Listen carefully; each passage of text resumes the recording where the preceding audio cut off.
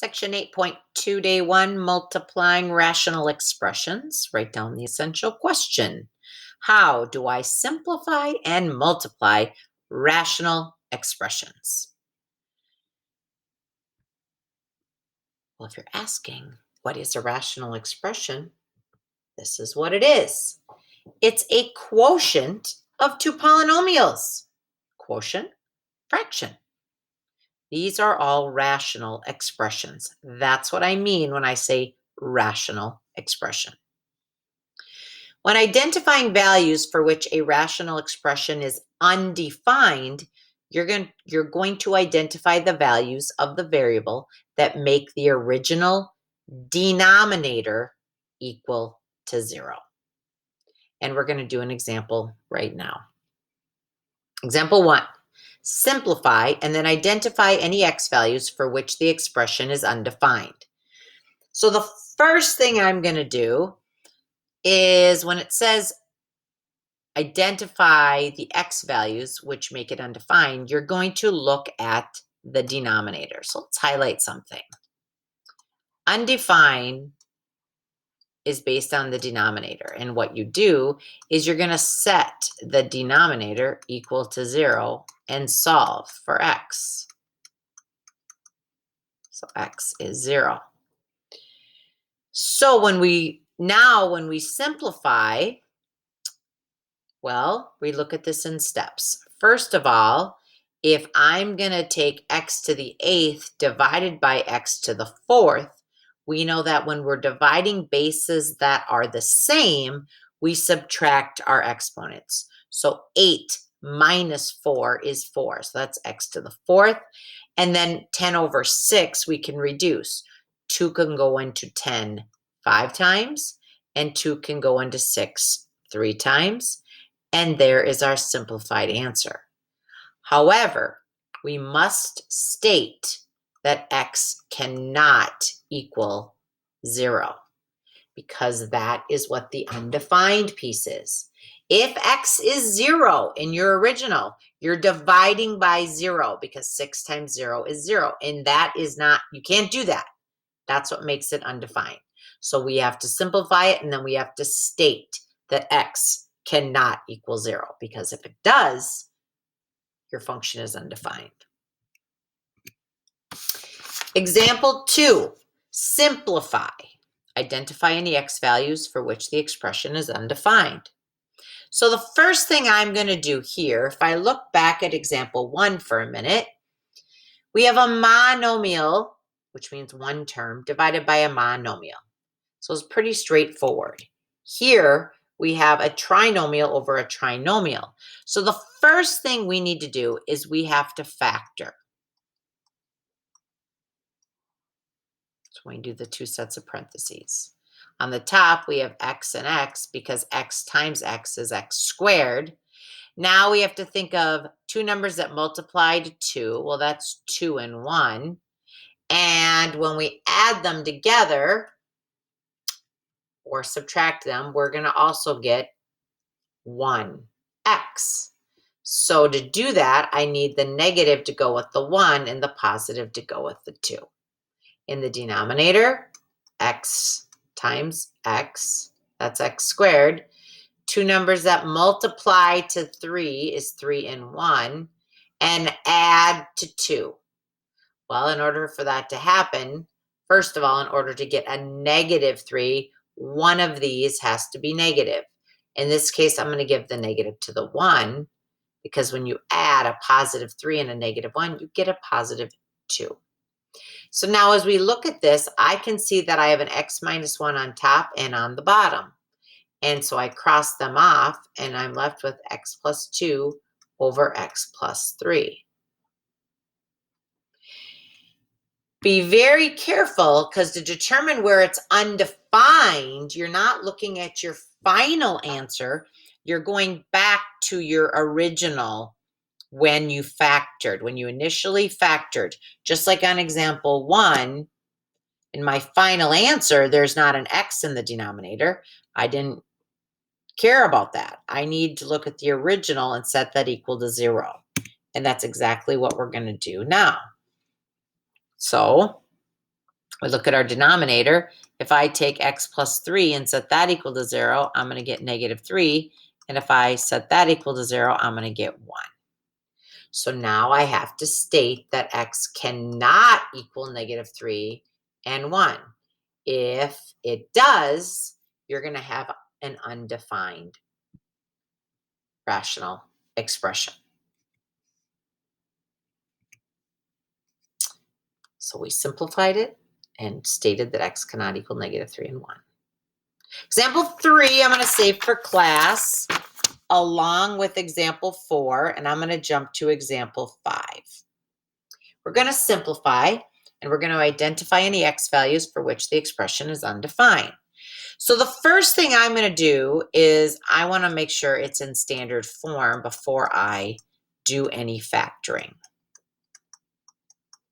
So when I look at the top to factor that, it's a binomial. There's two terms.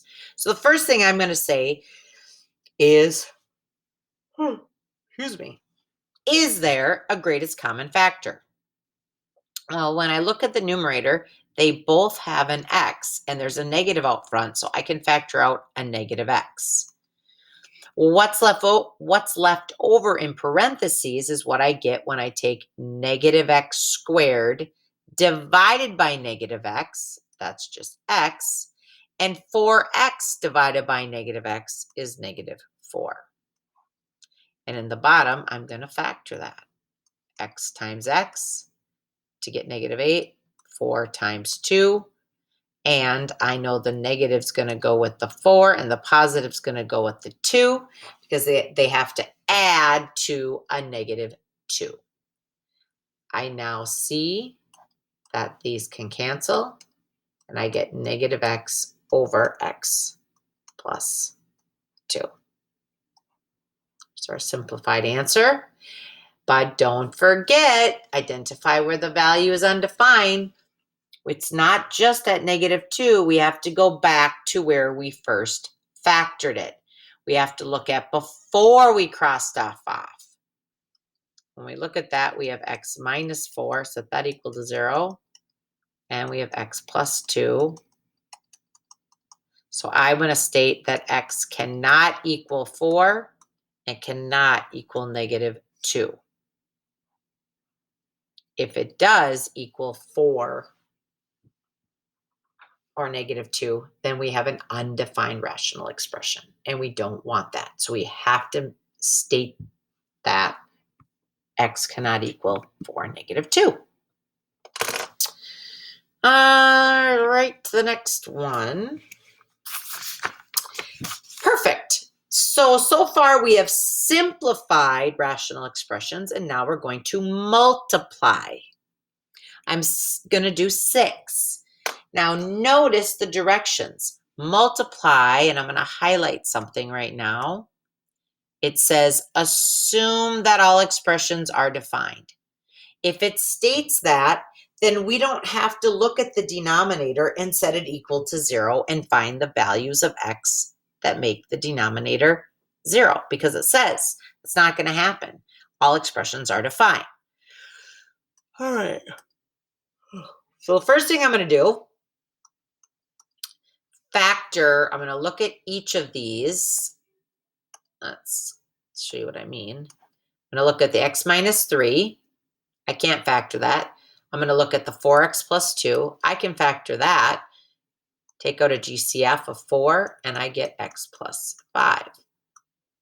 X plus 5 is not factorable, but x squared minus 9 is. It's a difference of 2 perfect squares. X and x, 3 times 3, positive and a negative, because 3 times a negative 3 is a negative 9. So we just factored that right there. Now, to multiply, what we do is we look to see, can I cancel anything? So I see an x minus 3 in the top, in the numerator. Do I see an x minus 3 in the denominator? And I do, not right below it, but over here. That's all right. That's on the top. That's on the bottom. Dividing x minus 3 divided by x minus 3 is 1. So they cancel. X plus 5, X plus 5. So now what I'm left with, there's nothing left on top. Doesn't mean it's a 0. It's not. It's 1. Divided by the 4x plus 3. And we don't have to state what x cannot equal because it says assume all expressions are defined. Oops, it's not what I wanted to do. Example 7, I'm going to save for class. And let's do example 8. Multiply.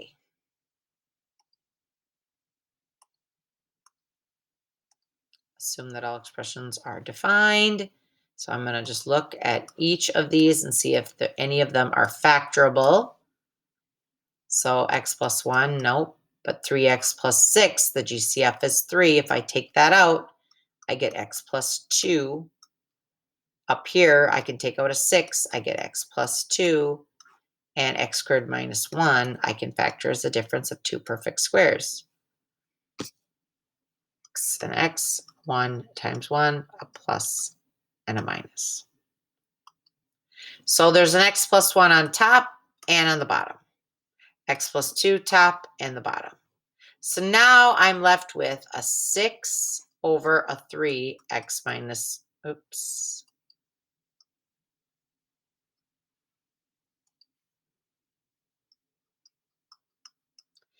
But, oh, I could do one more thing because 6 divided by 3 is 2. So we have 2 over x minus 1.